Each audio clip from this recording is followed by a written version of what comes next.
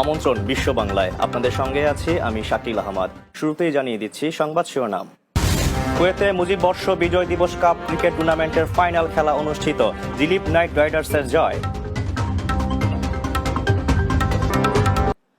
Bangladesh cricket association কুয়েতের উদ্যোগে ও বাংলাদেশ দূতাবাসের পৃষ্ঠপোষকতায় মুজিব বর্ষ বিজয় দিবস কাপ ক্রিকেট টুর্নামেন্টের ফাইনাল খেলা অনুষ্ঠিত হয়েছে।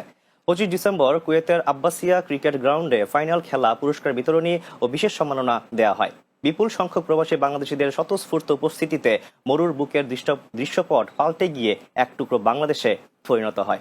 আহজবিদের রিপোর্ট জানাবেন মোহাম্মদ হাসিব।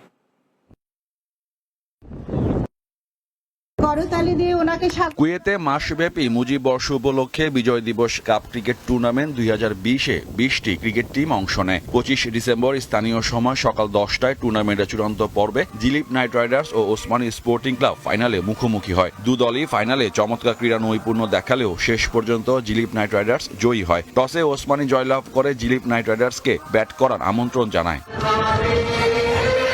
দিলীপ নাইট রাইডার্স নির্ধারিত 20 ওভার ব্যাট করে 4 উইকেট হারিয়ে 221 রানে চ্যালেঞ্জিং স্কোর দাঁড় করায়। জবাবে ব্যাট করতে নেমে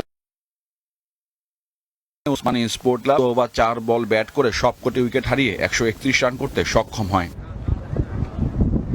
নাসিমা বেগম ও বাংলাদেশ ক্রিকেট অ্যাসোসিয়েশন কুয়েতের সাধারণ সম্পাদক মোয়াজ্জেম হোসেনের যৌথ সঞ্চালনায় এবং সভাপতি জাহাঙ্গীর খান পলাশের সভাপতিত্বে গ্র্যান্ড ফাইনালে পুরস্কার বিতরণী অনুষ্ঠানে প্রধান অতিথি ছিলেন কুয়েতে নিযুক্ত বাংলাদেশের রাষ্ট্রদূত মেজর জেনারেল মোহাম্মদ আশিকুজ্জামান। রাষ্ট্রদূত তার বক্তব্যে টুর্নামেন্ট আয়োজক, স্থানীয় নাগরিক, মিডিয়া কর্মী সহ সকল শ্রেণী পেশা প্রবাসী বাংলাদেশিদের আন্তরিক ধন্যবাদ জানান। তিনি বলেন, মুজিব বর্ষে বিভিন্ন অনুষ্ঠানের অংশ হিসাবে বিজয়ের মাসে এই টুর্নামেন্টের আয়োজন করা হয়। মুজিব শতবর্ষ চলছে, এই শতবর্ষকে আমাদের মনে ধরে রাখার জন্য এই বিজয়ের মাসে আমরা এই ক্রিকেট টুর্নামেন্টের আয়োজন করেছি। রাষ্ট্রদূত বঙ্গবন্ধু সহ বাঙালির অধিকার আদায়ে যারা প্রাণ হারিয়েছেন তাদের গভীর শ্রদ্ধাভরে স্মরণ করেন। পাশাপাশি বিদেশের মাটিতে এ ধরনের ক্রীড়া আয়োজন তাকে গর্বিত করেছে বলে অভিব্যক্তি প্রকাশ করেন। জাতির পিতা, স্বাধীনতার স্থপতি, সর্বকালের সর্বশ্রেষ্ঠ বাঙালি বঙ্গবন্ধু শেখ মুজিবুর রহমানকে অত্যন্ত শ্রদ্ধা করে স্মরণ করছি। সকলের সার্বিক সহযোগিতায় আজকের এই অনুষ্ঠানটা, এই ক্রিকেট ফাইনাল যে খেলাটা হলো, এটা আমাকে এত গর্বিত করেছে বাংলাদেশি হিসাবে, বাঙালি হিসাবে, এটা চিন্তা করা যায় না।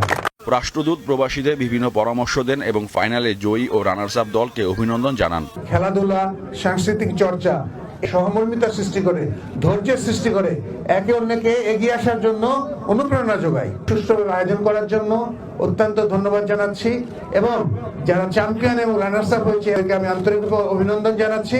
অনুষ্ঠানে উপস্থিত ছিলেন কুয়েতে বাংলাদেশ দূতাবাসের প্রথম সচিব ও দূতালয় প্রধান নিয়াজ মোর্শেদ, শ্রম কাউন্সিলর মোহাম্মদ আবুল হোসেন ও দ্বিতীয় সচিব হাসান মনিরুল মহিউদ্দিন। এছাড়াও কুয়েতে সরকারি বিভিন্ন উচ্চপদস্থ কর্মকর্তা ব্রিগেডিয়ার জেনারেল সাফা আল মোল্লা, মোহাম্মদ হুসেন শরখ, সাদ আল খারিং, কর্নেল ইব্রাহিম আব্দুর রাজ্জাক আল দাই, কর্নেল সলিমান জাবের আল সাইদি, সাবা আল নাসের, কাউন্সিলর আব্দুল আজিজ জামাল আল জনাহি উপস্থিত ছিলেন।